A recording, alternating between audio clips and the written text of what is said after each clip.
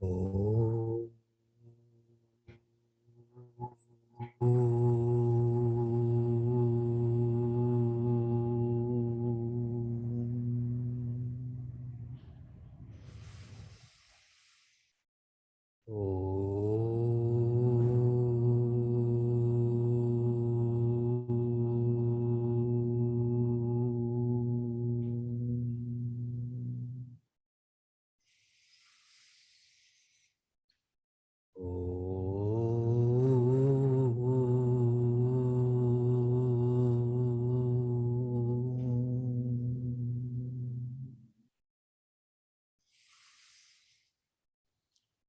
Satchidanandarupaya Vishvotpatyadihetave Tapatraya Vinashaya Shri Krishnaya Vayam Numaha.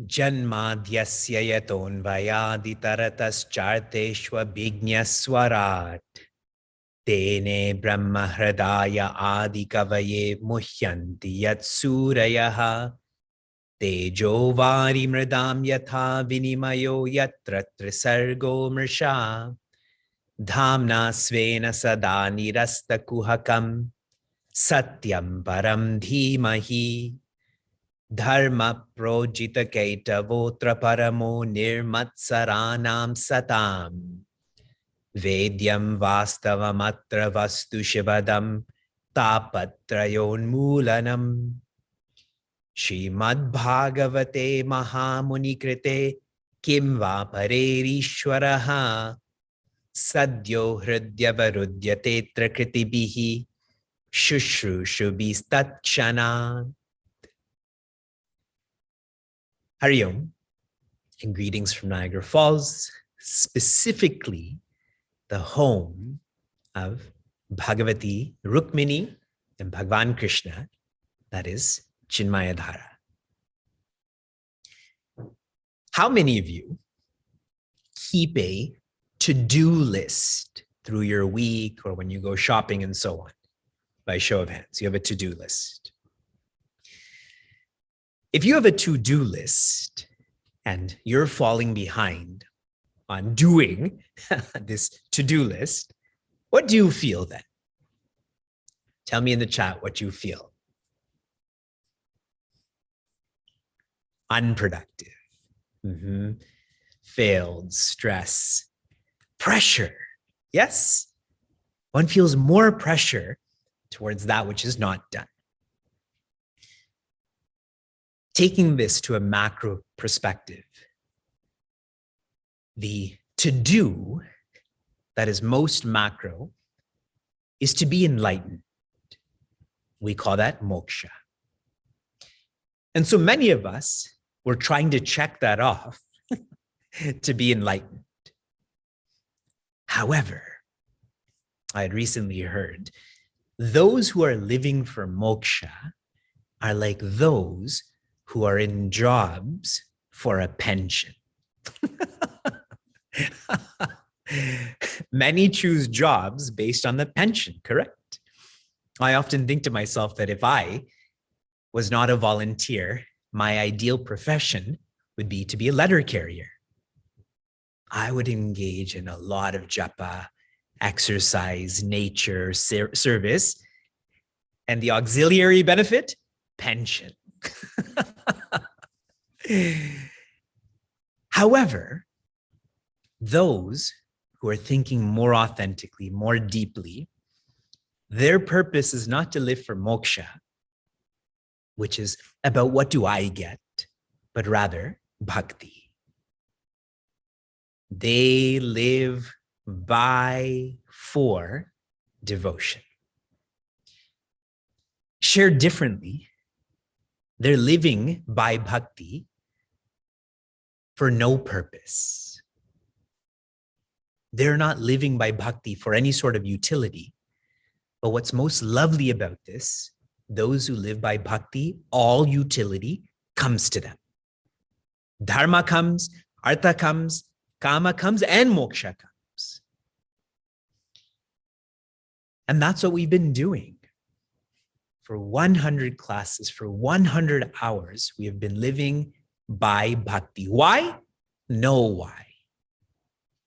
This is very much in line with why does the divine adapt? There is no why. The divine adapts simply to be.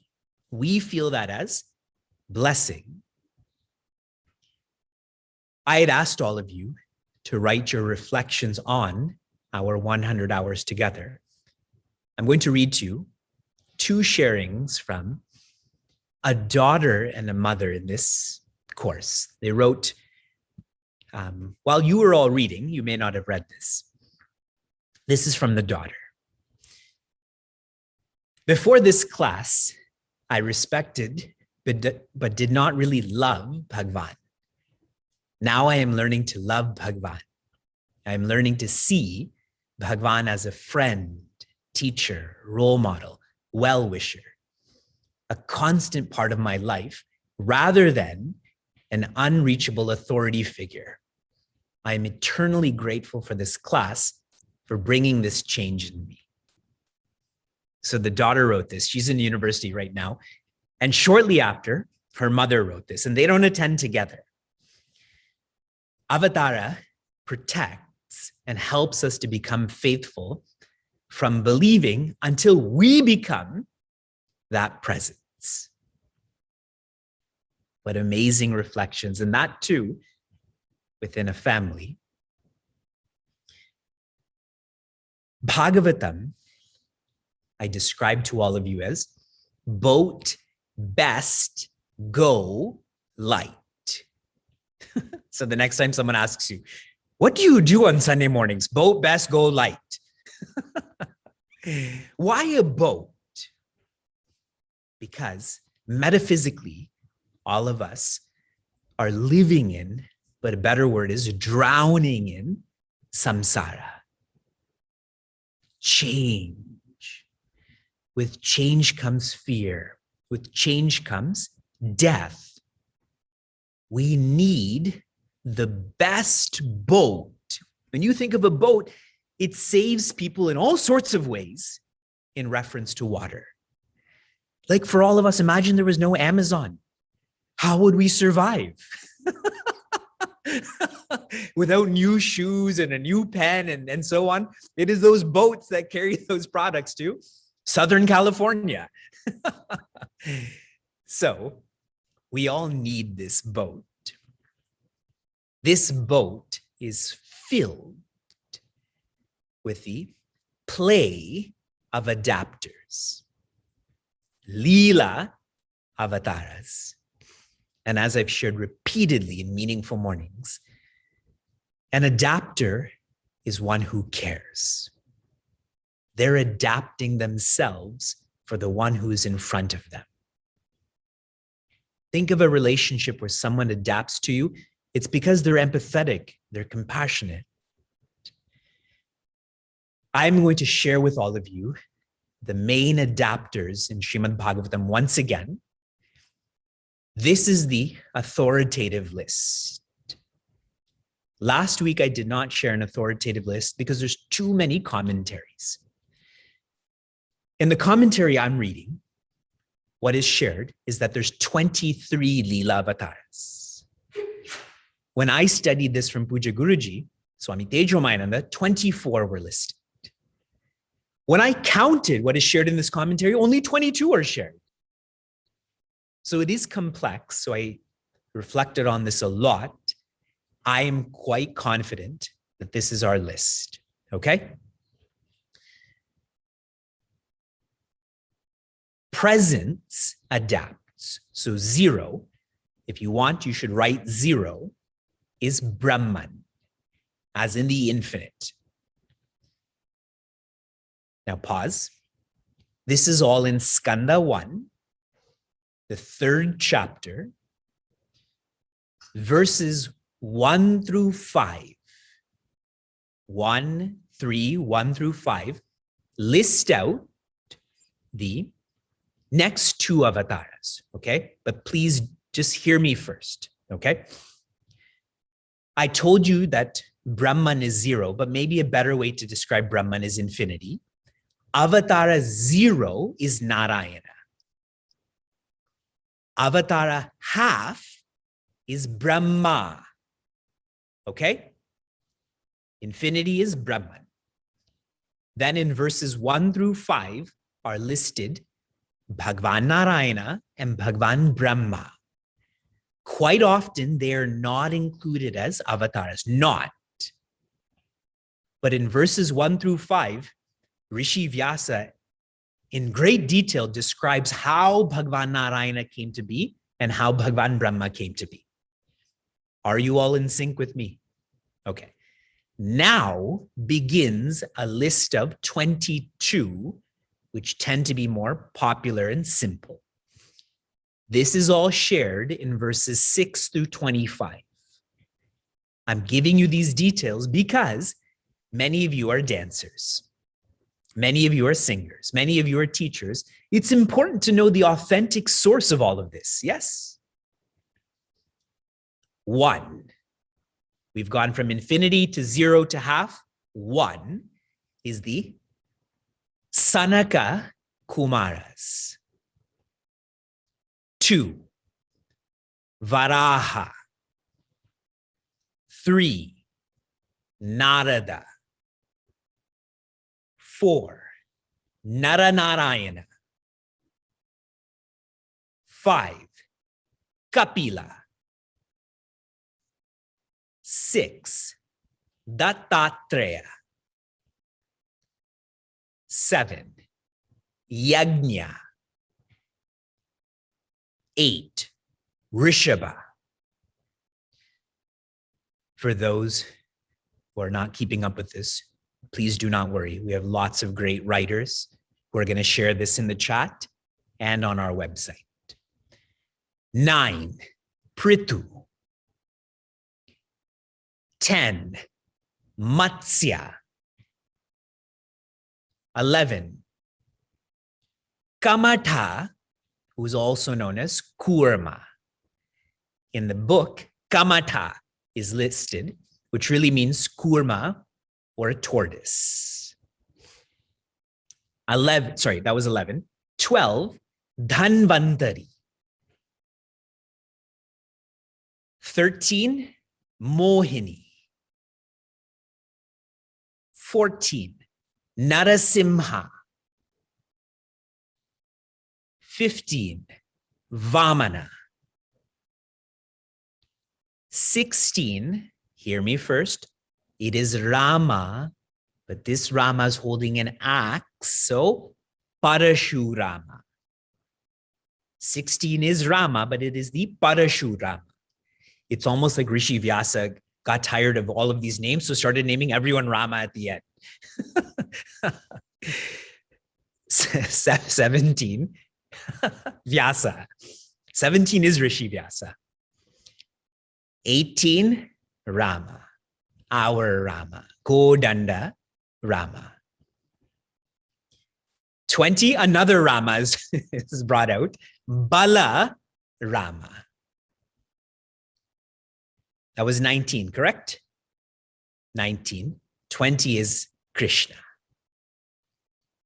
20 is Krishna. 21, contrary to some world belief, it is Bhagwan Buddha. Please note that both Balarama and Bhagwan Buddha are both incarnations. We tend to choose or instead of and. And 22, the one we're all waiting for. Kalki. Kalki. If you shared this list with Puja Guruji Swami Tej Ramayana, I would be comfortable. Okay, that's how much confidence I have in this analysis. So infinity is Brahman, 0 is Bhagwan Narayana, half is Bhagwan Brahma, and then I listed 22. All of these adapters are a way for us to evolve from trusting the divine to surrendering to the divine. The 9th, 10th, and 11th skandhas, we're in the 10th. The focus is to evolve from from faith to trust. Trust is expressed as surrender. I had asked all of you about trust falls. Don't you surrender the weight of your body to someone who's apparently going to catch you? So trust to surrender. Those who trust themselves, the expression of this is you surrendering to the divine. It is the best way to live.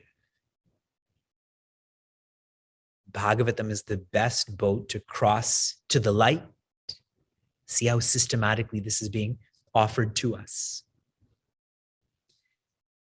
Even to those who externally we feel do not deserve this, like Paundraka. Remember Paundraka? I always think of a marionette when I think of Paundraka with these wooden arms and this wooden discus. He was granted Sarupya Mukti. He faked it till he made it for real. He started to look like Bhagavan Krishna. And this reminds me of, you know who else got Sarupya Mukti? Jatayu. The Jatayu from Ramayana, who served Devi Sita so sincerely, that same grant was given to Paundraka. This is how gracious our Bhagavan is, ever adapting as a kamatha, as a tortoise, etc., etc. The last verse I read to all of you, because we're all humans, and we're all humans with a lot of responsibilities, how Bhagavan Krishna is the role model. His nature is avyakta, which means infinite. It is infinity, Brahman, presence, but he assumes this linga. Linga means a form and a name, because that's what we're trapped in. People's names, people's forms. I'm rereading this verse slowly. I had done the same in Meaningful Mornings. 10:69:40. Everyone, note this. Everyone, get a tattoo of this on your forehead. So every time you look in the mirror, you're reminded about how you should live. Okay? Bhagavan Krishna speaking to Rishi Narada. And isn't it cool? They're both avatars, correct? Number 20 is speaking to number 3. Brahman dharmasya vaktaham karta tad anumodita tachikshayan lokamimam astita putra makidaha. Brahman, he's describing Rishi Narada. Vaktaham, I am the one who teaches, karta, follows, anumodita, celebrates what? Dharma. He is the cause, he is the effect, he is all relating to dharma. Why? Dharma is a means, not an ends. That shikshayan, I do this to teach, to be a role model. For who? Lokamimam, for all of these worlds and those in the world. Yet, astitaha. You all watch that TV channel, Asta, correct? That's the same sentiment. Astitaha means established. I am the foundation. Putra. He's calling Rishi Narada Putra. That's like Vyasa, our younger son Vyasa, who's 4, who calls our 80-year-old neighbor by his first name. Hey, Thompson. He's saying Putra Makidaha, which means you should not be overwhelmed by all that you're seeing.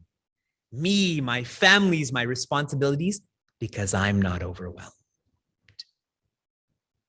Whenever we feel overwhelmed, we are not valuing the role model that Sri Krishna is.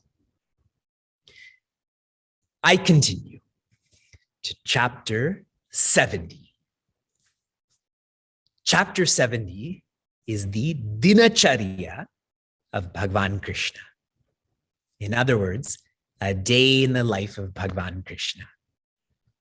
The Beatles, they also took this from Bhagavatam. So I don't justify anything. All of this are original thoughts.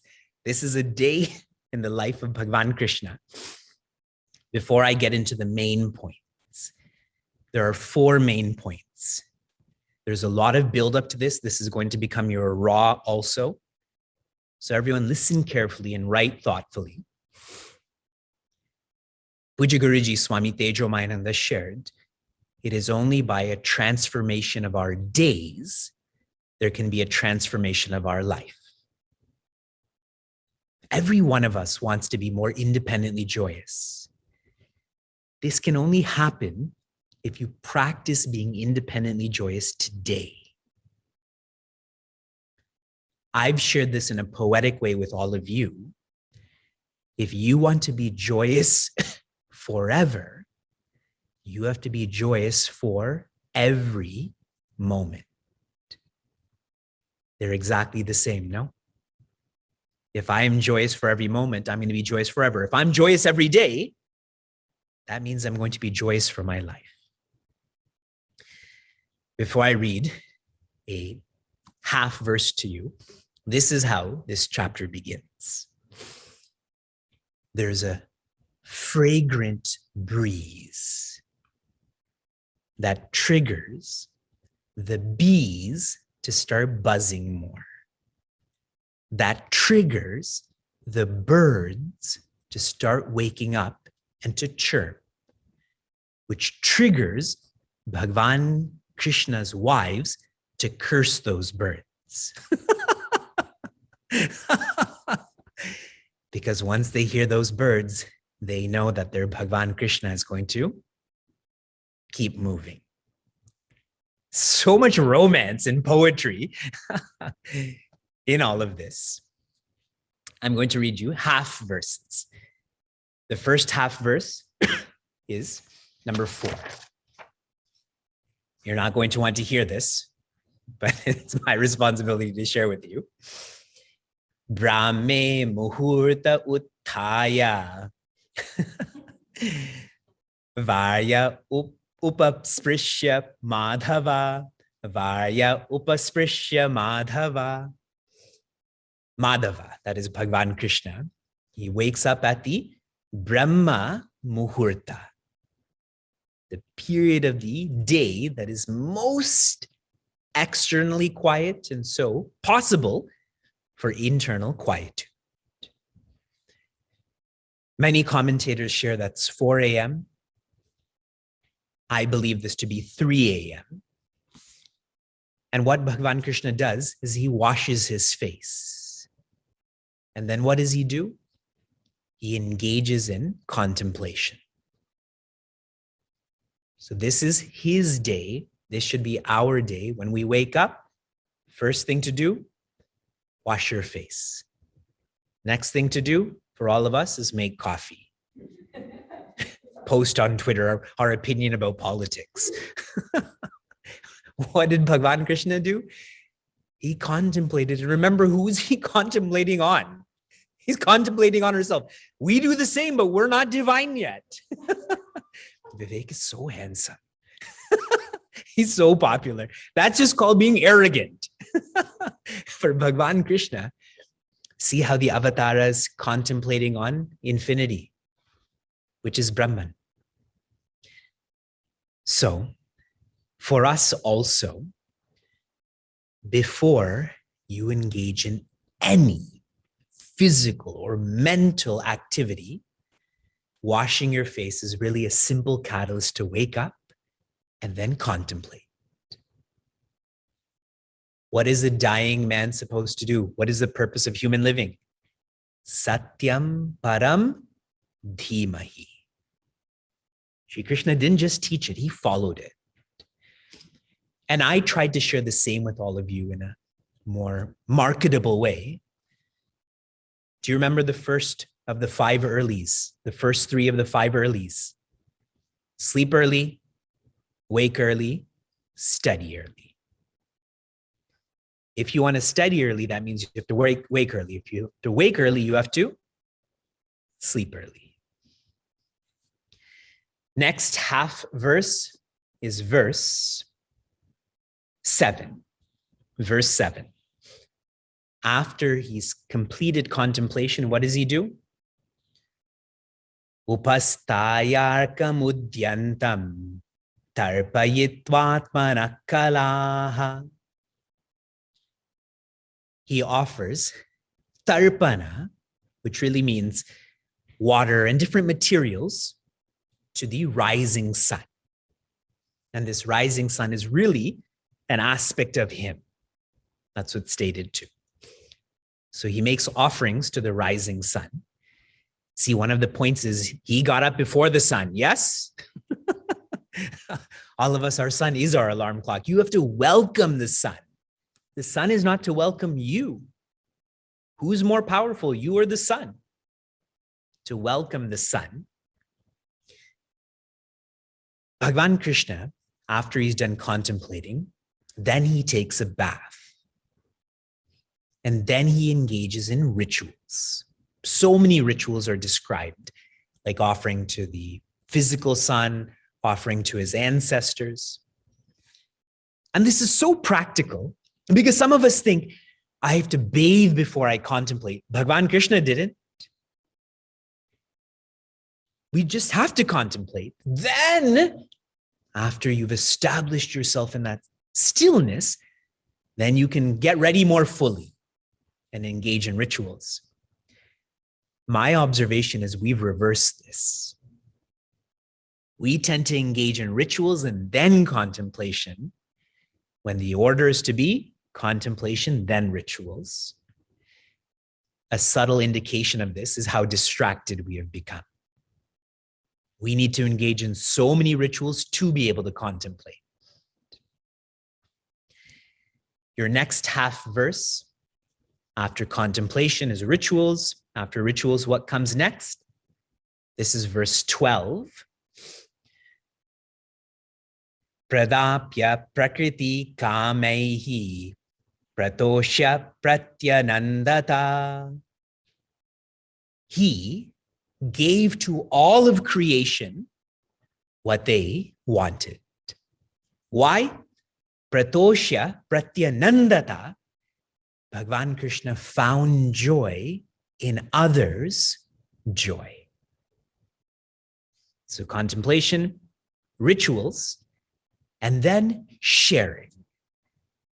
And some of the details that are described, the materials that Sri Krishna is giving away, Bhagavan Krishna is giving away, what does he do with them first? He looks at all of them. Looks at all of them. He touches all of them and then gives them all away. Looks, touches, and gives. Now suppose you had a pecan pie and you saw it and you had guests at your home. Once you look at it, what are you going to do? Hide it. He looked at it and then gave it and touched it. Like so many times with our children, Vyasa and Shuka, when Vyasa says he'll give something to Shuka, but once he touches it, no way, he's not giving that to Shuka. And what this shows with Bhagavan Krishna is that he's ever enjoying. Those who don't enjoy, they tend to be possessive. If they see it, they keep it. If they touch it, they keep it. Enjoy. And the final half verse that I'm reading to you is in verse 21. 4, 7, 12, now 21. Purvesham punya yashasam ragnyam cha katan ragnyam cha katanan kataha. While he was in his assembly, he and the rishis around him, the ministers around him, They would have a dialogue about how the great leaders of the past led. So after contemplating, after worshiping, after sharing, then he engaged in administrating. That's the fourth part, which is administrating. For us, our responsibilities. For some, it's school. For some, it's work. For some, it's errands, volunteering, etc. Now I have to share some details here.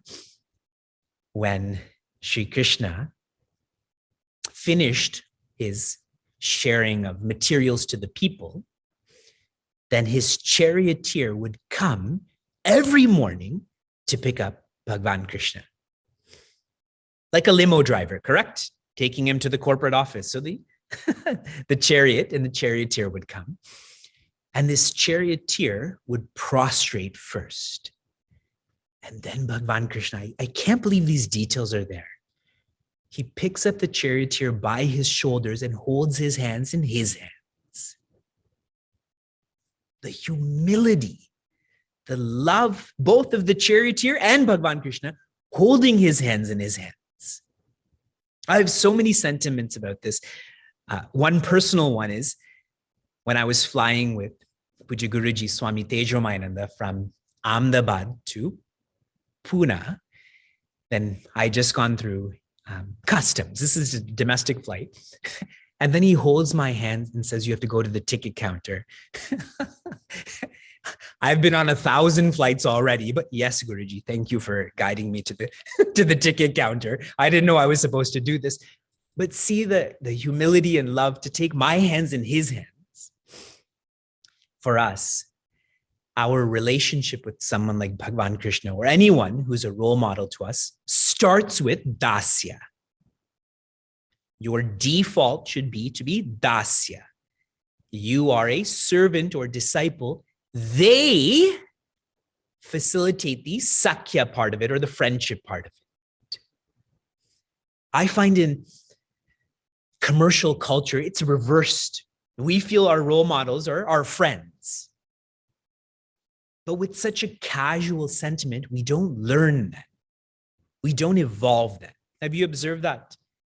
With a generation where they treat people who deserve respect, they treat them as friends. But the role model is the one who decides that aspect of their relationship. I don't casually interact with Puja Guruji, but if he wants to casually interact with me, he decides that, not me. You're all clear about that? That is the refinement in our culture that makes one great. And this detail that I just read to you. So now Bhagavan Krishna is on this chariot, and what are all of his wives and family members doing? They're all just looking at him. And Bhagavan Krishna feels like they're pulling him back. So what does he do? He gives them a bigger smile and takes all of their minds with him. And then they go to Sudharma. The place where Bhagavan Krishna administrates is called Sudharma. In the Sudharma hall, one never experiences what is known as the Shat Urmayaha. Shat or Shad means 6. Urmayaha means the 6 afflictions.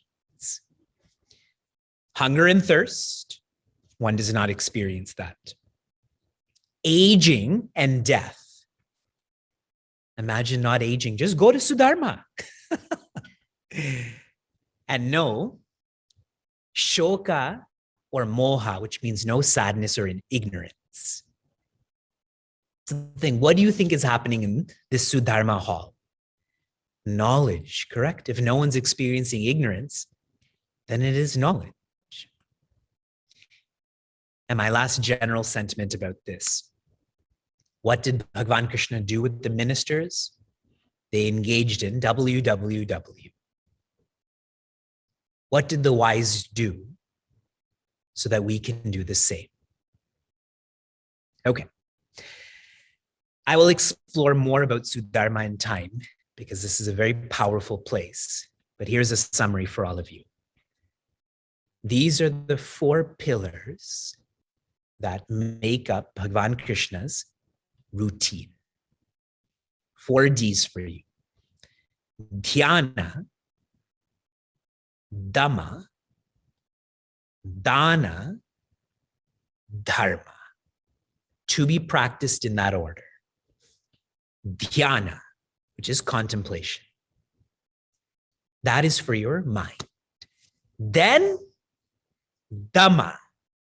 Dhamma here means you're directing your body in the form of rituals. Then Dana. After you have felt the joy in your mind and body, share that with others. Dana. Then you engage in Dharma. You just give. And after that, Dharma is an exchange where you engage in your administration. For those who are part of the yoga challenge, I tried to encourage you to do this already.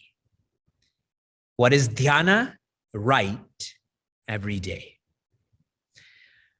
What is dhamma? Walk every day.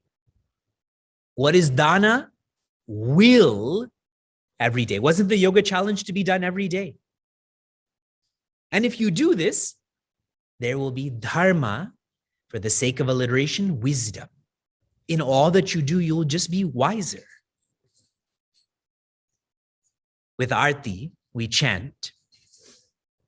We offer our man, we offer our tan, we offer our dhan. If you do this every day, you will feel Atman.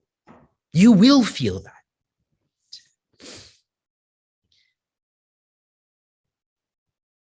No complaints. No blaming. No annotating. What Bhagavan Krishna does every day, we are to do every day. This is not described as naimittika karma, which means a special responsibility. This is a nitya karma, a regular responsibility. I come back to how much our Bhagavan loves us, that he is independently joyous, yet he's living like this because he knows Rishi Narada is watching him. He knows Rishi Vyasa is writing about him. He knows all of us will be listening to this watching and this writing. Oh.